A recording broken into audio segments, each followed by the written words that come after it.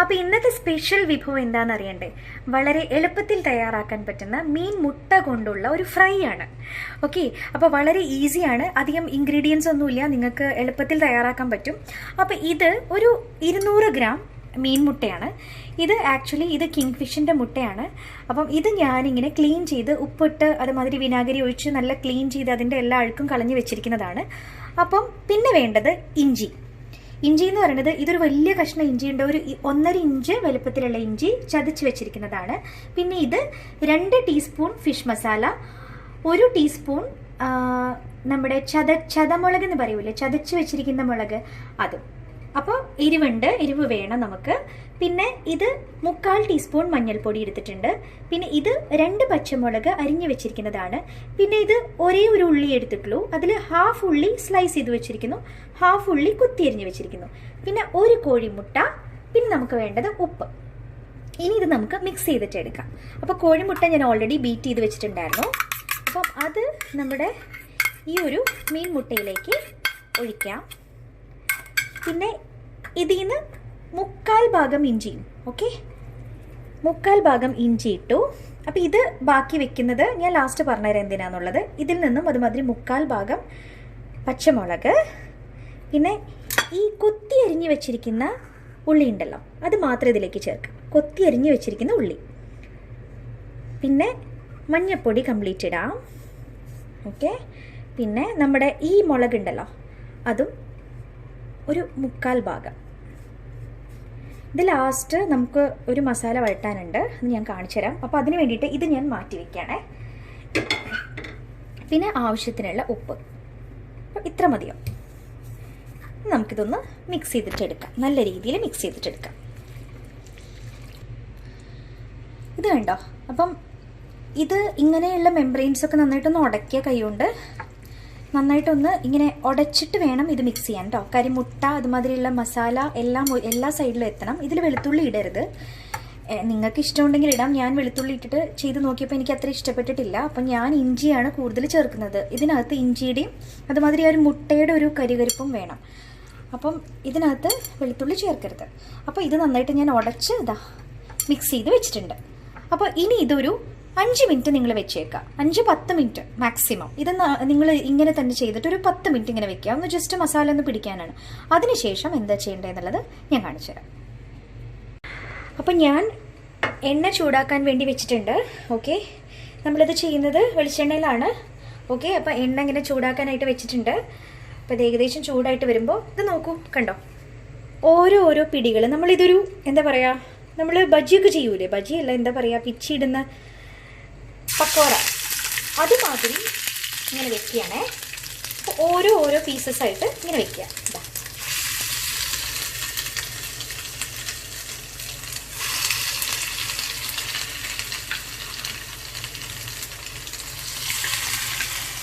അപ്പം മുട്ട ചേർത്തിട്ടുള്ളതൊരു ബൈൻഡിങ്ങിനാണ്. അപ്പം നമുക്കിങ്ങനെ ഓരോ പക്കോറ പോലെ ഇതിങ്ങനെ പൊരിച്ചെടുക്കാം, തിരിച്ചും മറിച്ചിട്ട് പൊരിച്ചെടുക്കാം. അപ്പോൾ ഇതൊരു സൈഡ് ആവട്ടെ, എന്നിട്ട് ഞാൻ തിരിച്ചിടാൻ പോവാണേ. അപ്പം ഞാൻ ഒരു സൈഡായപ്പോൾ ദേ തിരിച്ചിട്ടിട്ടുണ്ട്, ഞാൻ കാണിച്ചില്ല. അടുത്ത ഒരു സെറ്റ് ഇടുമ്പോൾ ഞാൻ കാണിച്ചു തരാം. ഇത് പെട്ടെന്ന് ക്യാമറ ഓഫായിപ്പോയി, കണ്ടോ. അപ്പോൾ ഇങ്ങനെ ആക്കി എടുക്കാം. അപ്പോൾ ഇങ്ങനെ നമുക്ക് ചുട്ടെടുക്കണം. അപ്പോൾ അടുത്ത സെറ്റിൽ ഞാൻ തിരിച്ചിടുമ്പോൾ എങ്ങനെയാണെന്നുള്ളത് കാണിച്ചു തരാം. അപ്പം ഞാൻ പറഞ്ഞില്ലേ സെക്കൻഡ് ലോട്ട് കാണിച്ചു തരാമെന്ന്. ഫസ്റ്റ് ലോട്ടിലത്തെ ക്യാമറ ഓഫായി പോയതാണ്. അപ്പോൾ ദേ ഇങ്ങനെ ഇട്ടിട്ടുണ്ട്. നമ്മൾ ഓരോ പക്കോറ പോലെ ഇട്ടു. ഒരു 10 സെക്കൻഡ്സ് കഴിയുമ്പോഴത്തേക്ക് ഇതാകും. അപ്പം മീഡിയം ഹൈയിലാണ് ഞാൻ ടെമ്പറേച്ചർ വെച്ചിട്ടുള്ളത്, കണ്ടോ. ഈ ഒരു സൈസിൽ തിരിച്ചിടുക. ഇതുമാതിരി ഓരോ മീൻ മുട്ടകളും തിരിച്ചിടുക. ഇതിപ്പോൾ എന്താ പതഞ്ഞ് വരുന്നതെന്നറിയോ? നമ്മുടെ മുട്ട മാത്രം ചേർത്തിട്ട് നിങ്ങൾ എന്തും ഒരു ഡിഷ് ഉണ്ടാക്കി നോക്കൂ. അപ്പം മുട്ടയിൽ കോട്ട് ചെയ്തിട്ട് മാത്രം പൊരിക്കുമ്പം ഇങ്ങനെ പതഞ്ഞു വരും. അപ്പം അതുകൊണ്ടാണ് നമ്മുടെ വെളിച്ചെണ്ണ ഇങ്ങനെ ബബിൾസ് ആയിട്ട് ഇങ്ങനെ വരുന്നത്. അപ്പോൾ ഇതിങ്ങനെ ആവട്ടെ. ഇനി ഈ ഒരു സൈഡും ഒരു 10 സെക്കൻഡ്സിലാകുമ്പോഴത്തേക്കും ഇത് നല്ല മൊരിയും. എന്നിട്ട് നമ്മുടെ കണ്ണാപ്പ വെച്ചിട്ട് കോരിയെടുക്കാം. അപ്പോൾ ഒന്ന് നമുക്ക് വെയിറ്റ് ചെയ്യാം. അപ്പോൾ നമ്മുടെ മീൻ മുട്ടകൾ സെക്കൻഡ് ലോട്ട് ആയിട്ടുണ്ട്. ഇപ്പം ഞാൻ എന്താ ചെയ്യാന്ന് വെച്ചാൽ ഇതിലിങ്ങനെ വെക്കുകയാണ്. അപ്പോൾ എന്തെങ്കിലും എക്സസ് ഓയിൽ ഉണ്ടെങ്കിൽ ഇങ്ങനെ ഡ്രെയിൻ ആയിട്ട് പോകുമല്ലോ. അപ്പം ഇങ്ങനെ രണ്ടെണ്ണം വീതം നമുക്ക് മാറ്റി വയ്ക്കാം. ദേ കണ്ടോ, നല്ല ഭംഗിയില്ലേ? ഇതിങ്ങനെ ഒരു പക്കോറ പോലെ ഇരിക്കും. ഇങ്ങനെ നമുക്ക് ബാക്കിയുള്ളതൊക്കെ നമുക്ക് പൊരിച്ചെടുക്കാം കേട്ടോ. അപ്പോൾ നമ്മുടെ മീൻ മുട്ട കംപ്ലീറ്റ് ഞാനിങ്ങനെ പൊരിച്ചെടുത്തിട്ടുണ്ട്. ഇതിവിടെ റെഡിയാണ്.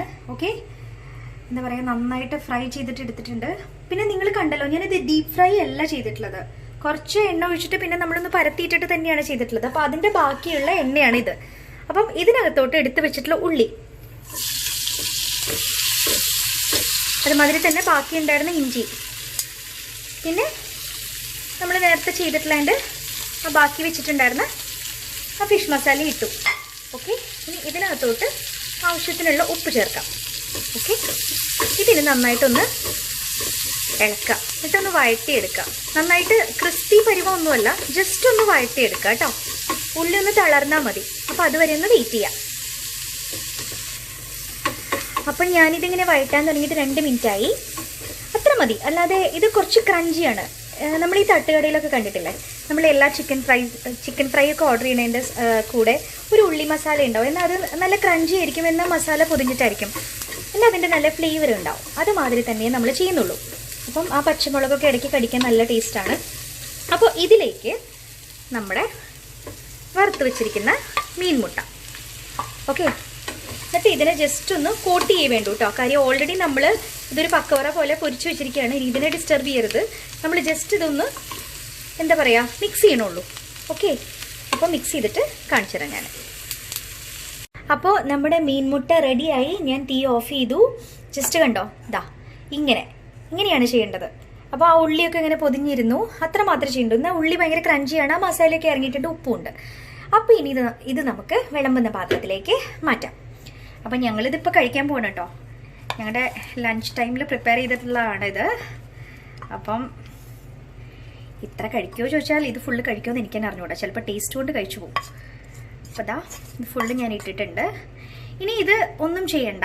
വേണമെങ്കിൽ നിങ്ങൾക്ക് കുരുമുളകിൻ്റെ ഫ്ലേവർ ഇഷ്ടമുള്ള ആളുകളാണെങ്കിൽ കുരുമുളക് ജസ്റ്റ് ഒന്ന് വിതറാം.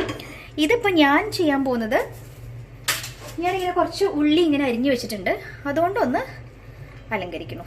കണ്ടോ, അപ്പോൾ നമ്മുടെ തട്ടുകടയിലൊക്കെ കിട്ടുന്ന പോലെയല്ലേ. അപ്പം ഇതാണ് എൻ്റെ അലങ്കാരം. കാര്യം ഞാനിതിപ്പോൾ സ്ട്രെയിറ്റ് അവേ കഴിക്കുന്ന ഒരു സംഭവം ആയതുകൊണ്ട് ഞാൻ ഇത്ര അലങ്കരിക്കുന്നുള്ളൂ. അപ്പം ഇതാണ് നമ്മുടെ സിമ്പിളായിട്ടുള്ള മീനിൻ്റെ മുട്ട കൊണ്ടുള്ള ഫ്രൈ. അതൊരു ഫ്രൈ എന്ന് പറയാം, റോസ്റ്റ് എന്ന് പറയാം. എന്നാൽ നിങ്ങൾ കണ്ടല്ലോ, ഞാൻ ഡീപ്പ് ഫ്രൈ ചെയ്തിട്ടില്ല. എന്നാൽ എത്ര എളുപ്പമല്ലേ ചെയ്തത്. നല്ല ഫ്ലേവറാണ് കേട്ടോ ഇങ്ങനെ ചെയ്യുമ്പോൾ. അപ്പോൾ മീൻ മുട്ടയ്ക്ക് പലർക്കും പറയുന്ന ഒരു കംപ്ലൈൻ്റ് ആണ്, ഒരു പച്ച മണമുണ്ട്. ഇങ്ങനെ ചെയ്യുമ്പോൾ അങ്ങനെ ഒരു സ്മെല്ല് ഉണ്ടാവില്ല. ഒരു ഇഞ്ചിയുടെയും മുട്ടയുടെ ഒക്കെ ഒരു മണമാണ്. അപ്പം തീർച്ചയായിട്ടും പരീക്ഷിച്ച് നോക്കാം, എല്ലാവർക്കും ഇഷ്ടപ്പെടും.